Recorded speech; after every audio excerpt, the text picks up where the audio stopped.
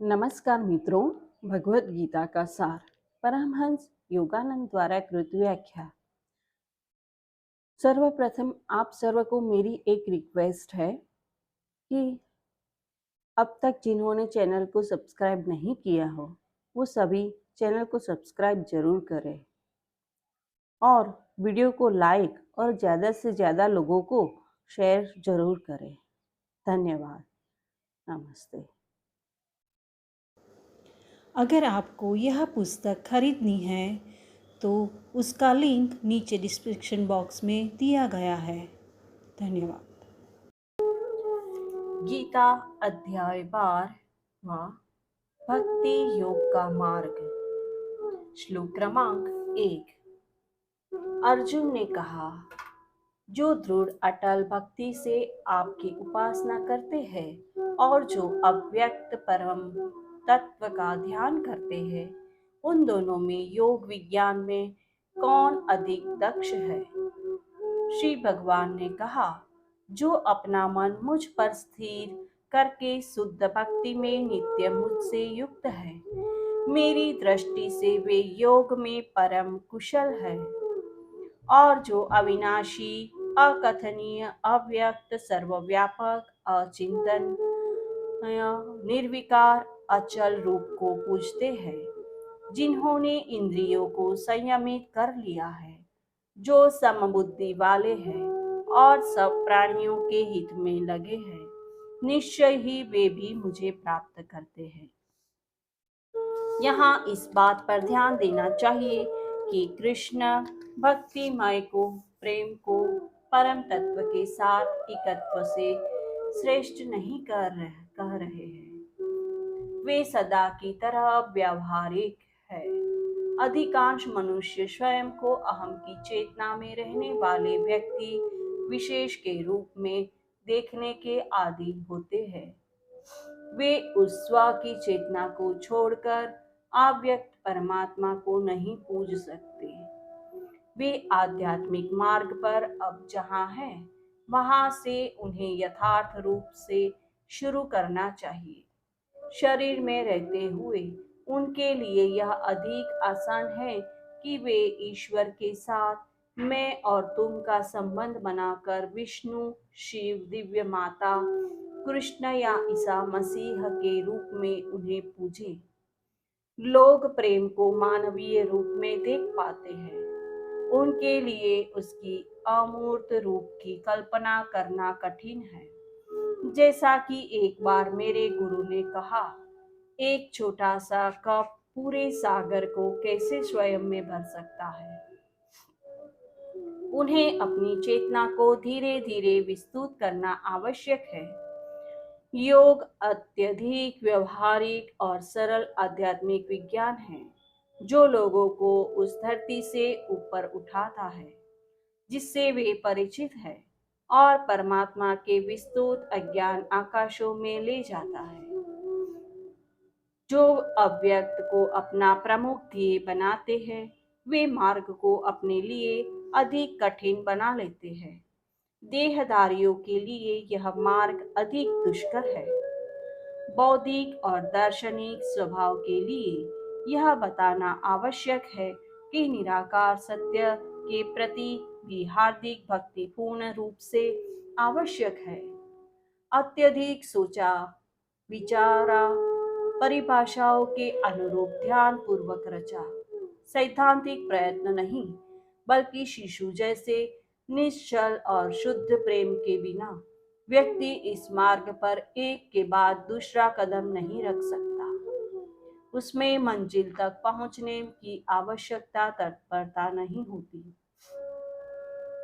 जो ईश्वर को प्रेम करते हैं, उन्हें विभिन्न विधियों का अभ्यास करना अनुचित, यंत्रवत और भक्ति के प्रवाह में बाधक सा लगता है।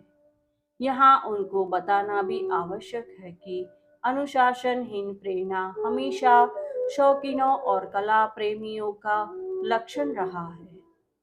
किसी भी कला में प्रेरणा को केवल अनुभव करने की ही नहीं, बल्कि उस प्रेरणा को अभिव्यक्त करने की आवश्यकता होती है और इसके लिए उस आत्मानुशासन की और शक्ति को केंद्रित करने की आवश्यकता होती है, जो बहुत परीक्षण और प्रयत्न के फल स्वरूप प्राप्त होता है। कोई भी सच्चा कलाकार वह नहीं है जो कुछ देखकर उत्साहित होकर अपने कैनवास पर ब्रश से ऐसे उल्टे सीधे अंकन करता है जो उसके अतिरिक्त अन्य सब के लिए निरर्थक हो।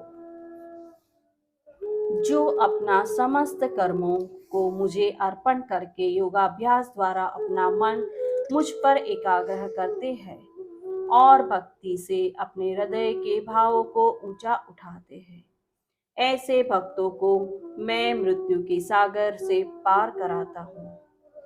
अपनी चेतना को केवल मुझ में लीन कर दे, अपनी संपूर्ण विवेक बुद्धि ज्ञान को मुझे प्राप्त करने में लगा दे, तब निसंदेह तू मेरे पास ही आएगा, मुझे प्राप्त होगा। हे धनंजय अर्जुन, यदि तू मेरे चिंतन में अपने विचारों को नहीं लगा सकता तो योग की विधियों का अभ्यास कर, क्योंकि उनसे एकाग्रता के विकास में सहायता मिलती है। यदि तुम्हें योगाभ्यास कठिन लगता है तो मेरा चिंतन करते हुए समस्त कर्म कर, इस उपाय से भी तू परम सिद्धि प्राप्त करेगा। यदि कर्म करता हुआ तू मेरा स्मरण नहीं कर पाता तो अपने संकल्प मुझे दे दे।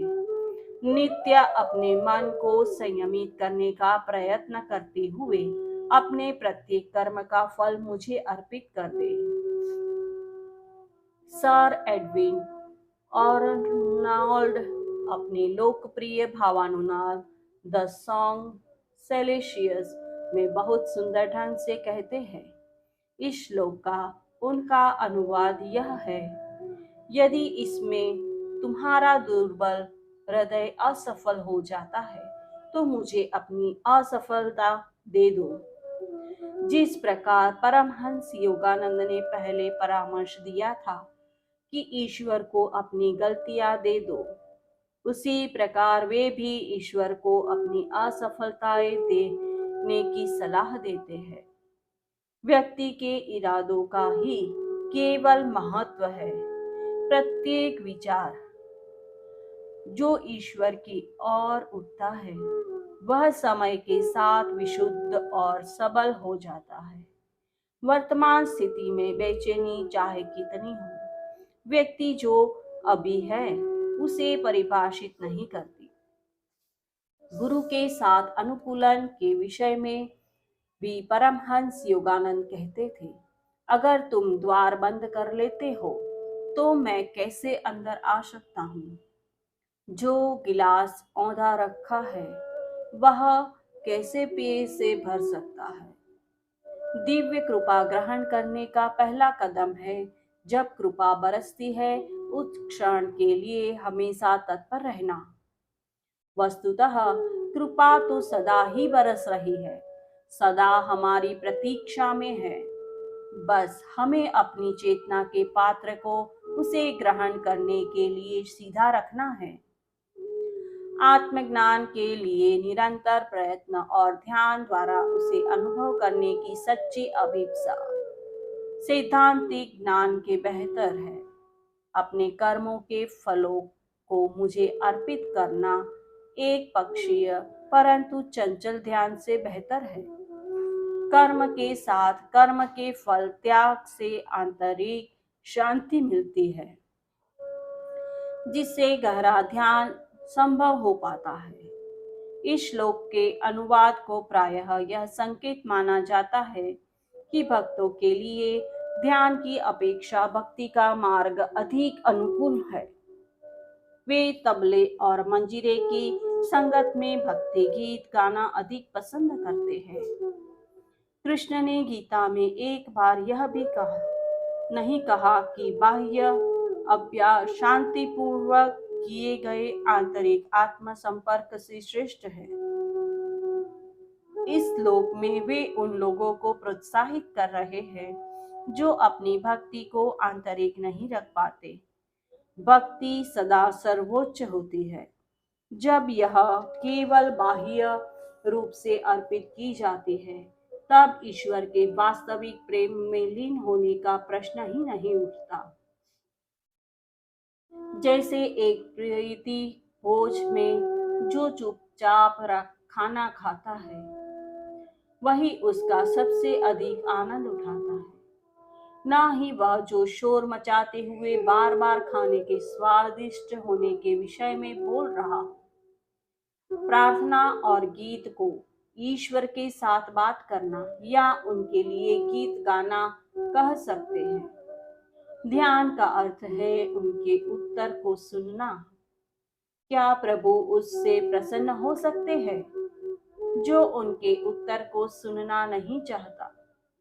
क्या वह ऐसे शोर मचाने वाले स्वकेंद्रीय भक्तों से और अधिक खुश होंगे? कितना असंगत है। जो किसी के प्रति द्वेष भाव नहीं रखता और जो औरों के प्रति करुण तथा मित्र भाव वाला है, जिसमें और मेरे की भावना नहीं है, जो सुख और दुख में समान वाला है, सबके प्रति क्षमावान, आंतरिक रूप से संतुष्ट, अपने ध्यान योग के अभ्यास में दृढ़ आत्म संयमी है, जो योगाभ्यास द्वारा निष्ठापूर्वक अपनी आत्मा को मेरे साथ एक करने का प्रयत्न करता है, जो दृढ़ निश्चय है, जिसका मन और बुद्धि मुझे अर्पित है, ऐसा भक्त मुझे प्रिय है, जो दूसरों को उद्विग्न नहीं करता और दूसरों से उद्विग्न नहीं होता, जो किसी भी परिस्थिति में हर्ष, ईर्ष्या, भय आदि उद्वेगों से रहित है, ऐसा व्यक्ति मुझे प्रिय है, जो सांसारिक अपेक्षाओं से मुक्त है, पवित्र मन वाला, कार्य में तत्पर, अनासक्त और परिस्थितियों से व्यथित होने न होने वाला तथा अहम की प्रेरणा से रहित है। मेरा ऐसा सच्चा भक्त मुझे प्रिय है। यहाँ एक बार पुनः स्पष्ट करना उचित होगा कि अहम की प्रेरणा से रहित होना संसार को नीरस उदासीनता से देखना नहीं है। उदासीनता जब तक आंतरिक स्वतंत्रता और हर्ष के साथ नहीं है, वह तामसिक हो सकती है। कभी कभी लोग स्वयं पर गर्व करते हैं कि वे इस सब से ऊपर है, जबकि वास्तव में वे सहानुभूति रहित होते हैं। सच्चा योगी हर समय पूर्ण रूप से सचेतन होता है। वह रुचि लेता है, इस अर्थ में नहीं कि वह भावात्मक रूप से जुड़ जाता है, बल्कि इस अर्थ में कि वह शक्ति देता है। लोग उसे पूछे, इसकी प्रतीक्षा नहीं करता, जो न तो सौभाग्य में हर्षित होता है और न ही कुछ अशुभ होने पर दुखी होता है। वह परिस्थिति को अच्छी या बुरी के रूप में नहीं देखता, वह केवल मेरे प्रति भक्ति भाव में रहता है। ऐसा व्यक्ति मुझे प्रिय है, जो शत्रु तथा मित्र के प्रति समान व्यवहार करता है, जो मान अपमान में सममन वाला है, जो निरासक्त भाव से सर्दी गर्मी सुख दुख को शांत भाव से स्वीकार करता है, जो निंदा और स्तुति में समान रहता है, जो आंतरिक रूप से प्रशांत और संतुष्ट रहता है, जो किसी निवास के प्रति आसक्ति रहित है, जो सर्वदा शांत और स्थिर है। ऐसा व्यक्ति मुझे प्रिय है। पर जो भक्ति से पूर्ण है, मेरे द्वारा बताए इस अमर धर्म का पालन करते हैं, जो नित्य मुझसे युक्त है, ऐसे भक्त मुझे प्रिय है। इस प्रकार श्री कृष्ण और अर्जुन के संवाद का योग और ईश्वर दर्शन का विज्ञान विषयक पवित्र भगवद गीता का उपनिषद का भक्ति योग का मार्ग नामक अध्याय समाप्त हुआ। वासुदेवार्पणमस्तु। जय गुरु। अगर आपने भगवत गीता को अपने जीवन में पढ़ा है तो अपने अनुभव और कौन सी गीता पढ़ी है वह कमेंट बॉक्स में लिखकर हमें ज़रूर बताएं। धन्यवाद। नमस्ते।